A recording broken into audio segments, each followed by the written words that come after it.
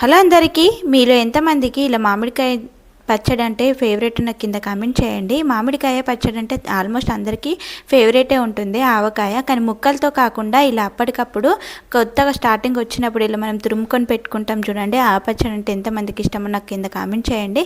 మనం వేడివేడిగా ఇలా పచ్చడి చేసుకొని వేడివేడి అన్నంలో రైస్లో వేసుకొని నెయ్యి వేసుకొని తింటే టేస్ట్ అయితే మస్తు ఉంటుందండి.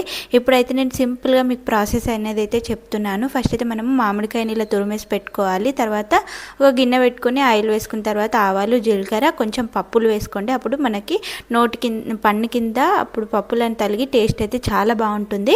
అలా పప్పులు వేసుకున్న తర్వాత 2 ఎండుమిర్చీలు, కరివేపాకు, దంచి పెట్టుకున్న వెల్లుల్లి వేసుకొని తురుము పెట్టుకున్న మామిడికాయ కూడా వేసేసుకున్న తర్వాత ఉప్పు, కారం, పసుపు, అలాగే కొంచెం ఆవపిండి, మెంతుపిండి వేసేసుకొని బాగా కలిపేసుకున్న తర్వాత వేడివేడి అన్నంలో ఈ పచ్చడి వేసుకొని నెయ్యి వేసుకొని తింటే టేస్ట్ అయితే మస్తు ఉంటుందండి. నచ్చితే లైక్ చేసి సబ్స్క్రైబ్ చేసుకోండి. Thanks for watching. By by.